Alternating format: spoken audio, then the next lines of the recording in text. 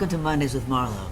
I'm really interested in this topic today because we have so many questions from our viewers about marijuana. Should it be legalized? Is it good for you? Will it kill you? Does it give you lung cancer? Is it really something that people should be taking medically? And it's wonderful that we have one of the great newsmakers, thank you. newsman. My husband is such a fan of Oh, yours. well, thank you. Yes, Sanjay yours and your Gupta. husband. Thank you. And of course, Sanjay is the chief correspondent, medical correspondent for CNN. And you've done a 3-part series on That's this right. called Weed. That's right. So you've done 3 and you're about to do your 4th. We're working on our 4th, yeah. Isn't that great? Yeah, a lot of interest in this topic, Right. yeah. But you used to be against marijuana completely, and now you're what? I think medicinal marijuana has a real role in our society, and I think it's one of these things that, in part as a doctor, but I think in part just as a citizen, that you find that not only can it work for people, but oftentimes it can work when nothing else has. Mm-hmm. So, Marlo, I think that this is in part a medical argument, but I think it's a moral argument to some extent as well, that people would be denied treatment that could potentially help them when nothing else has. That's the position I've now really started to take. Here's one thing I think is important. So in terms of the impact on the brain and the impact long term, I've never heard of someone dying of a marijuana overdose. Uh-huh. We hear of people being hospitalized for alcoholic overdoses, people Right. dying of Right. liver disease associated with alcoholism. So, is it more dangerous? Is it more problematic?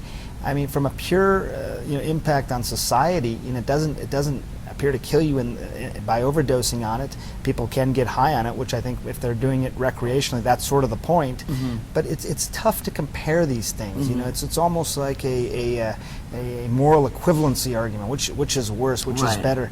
I'm not sure that really matters. But if you come down on it, marijuana does not cause the same sort of problems that alcohol does. This is from Diane. I'd love to know Dr. Gupta's view on marijuana, especially today's version of it. Is there a highly addictive component? Do the positives outweigh the negatives? Can the smoke be a carcinogen? I've never been a fan of marijuana, but I look forward to your response. So this is a loaded question. There's a lot there. So the first one is there a highly addictive component? There does not appear to be a highly addictive component of this. And, I've been focused on medicinal marijuana, but you could say that about marijuana in general. There are drugs that, when you talk about addiction, that there's both a physical and psychological addiction. Physical addiction means that you've been taking it for a while, you stop taking it, you literally don't feel well. Your heart starts to race, you'll sweat. Alcohol again. People who are in alcohol withdrawal, I don't know if you've ever seen it, but it's called the DTs. People will shake violently. It can be life-threatening. Mm-hmm. Alcohol doesn't appear to have that sort of physical withdrawal that would suggest addiction.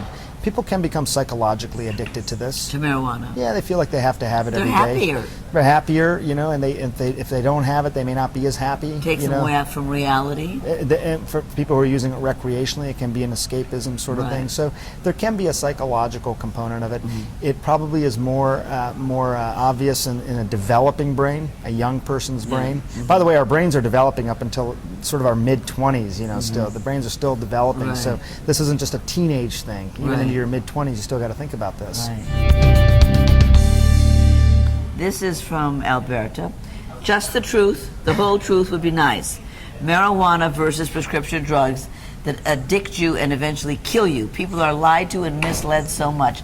Alberta, now you cannot say that about the good doctor, so don't lie and mislead us. No, well, I think what Alberta is saying, I don't know Alberta, but is that there's a lot of prescription drugs out there that are wildly expensive, have the backing of huge pharmaceutical companies that can lead to death. You talk about painkillers, for example. Right. Okay, so take the example of the poppy plant. Mm-hmm. Poppy is a plant from which most of our painkillers come from. You talk about morphine, Dilaudid, Vicodin, OxyContin. A lot of those come from some variant of that plant or a synthetic of that plant. Do you know that 80% of the world's pain pills are consumed in the United States? No. We are 5% of the world's population, and yet we take 80% of the world's pain pills. And when Alberta's talking about people dying because of overdose deaths, someone dies every 19 minutes in this country from an accidental prescription drug overdose. every 19 minutes. More people die in this way than from car accidents. It's the #1 cause of preventable death in this country. Medications, prescription given to you by a doctor. That's incredible. And doctors were irresponsibly giving them to you, too. Well, look, I mean, unless anyone wants to convince me that we have 80% of the world's pain in the United States, I think we're over-medicating. I mean, there's no doubt that we're, and look, I'm a doctor saying this, right? I'm a neurosurgeon. I take care of a lot of people who have pain issues, and there are legitimate pain problems. People, you know, I don't mean to in any way diminish people who have real problems with pain. But a lot of doctors give people pills when they don't really, you know, to feel better or to calm down, and you're just stressed out. Let me give you a whole bunch of Valiums or whatever. Quick doctor's visit, easy to write a prescription, and the person's out the door. There's all sorts of reasons. But with marijuana, you know, the whole truth is something that Alberta asks for. It's a tough thing to sort of to come by because there hasn't been enough research done on marijuana. You know, I have 3 young children, and I met this girl as I was starting to really dig into this topic. Marlo, she had seizures, she had epilepsy, and she had been on 7 different generations of drugs to treat that. Nothing was working. I mean, she was literally having some 300 seizures a week. Oh my God. Yeah, it was, what kind of life is that? Her mom would carry her in one of those baby Bjorns, you know, and just feel her seize. Oh my. There's nothing she could do, and she assumed that at some point she would just not survive. Nothing worked, and then she started taking a tincture, not a smoked marijuana, but an oil that essentially goes under the tongue, and the girl is essentially seizure-free, maybe 1 seizure a month now. That's one story, but it's emblematic of so many other stories out there. This is from Randy.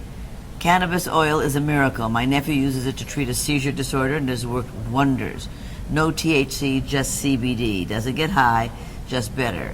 What does that mean, no THC? So THC is known as tetrahydrocannabidiol. That's the psychoactive part of marijuana. I see. CBD is cannabidiol, and that's thought of as more the medicinal part of marijuana. And is that possible? Yeah.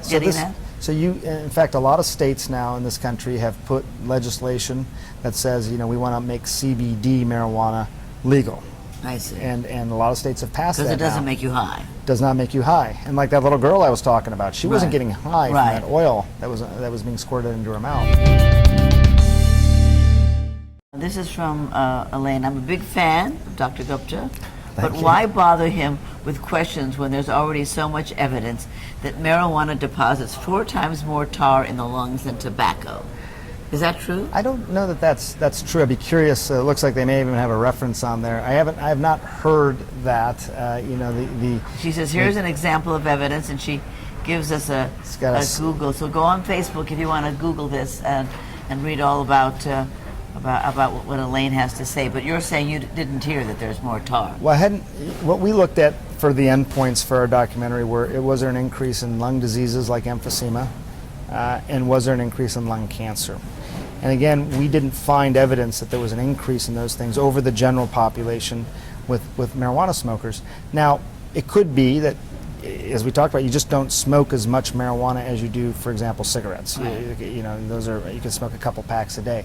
And we probably would need to look 20, 30, 40 years down the road to really know for sure the impact. I'm not an advocate of smoking anything. You know, I'm a doctor. That's not something I'm going to recommend. But I think that's a little bit of an open issue. But right now, to say definitively that marijuana causes lung cancer, I don't think anybody can say that. I see. I mean, look, as a neuroscientist, I think you asked me what is my message. It's that you should treat this substance, which can help people, like you treat anything else. It shouldn't get any special favors, but it shouldn't get any special demonization either. Put it through the rigorous tests. We have testing in this country. We know how to do trials. Why do you think marijuana is so demonized? Because it was a feel-good, Woodstock, let's all take our clothes off kind of drug. Was that the deal? Well, you know, I think if you look at Woodstock and all that, I think even that was part of the existing culture at that time. You know, you could go back to the 1930s, 1936, when Reefer Madness came out, right? And Reefer Madness was this documentary that basically painted cannabis as this drug that was going to ruin America. It was going to make everyone dysfunctional, unproductive, sex crazed. It was just going to make people, you know, not be able to live their lives normally anymore.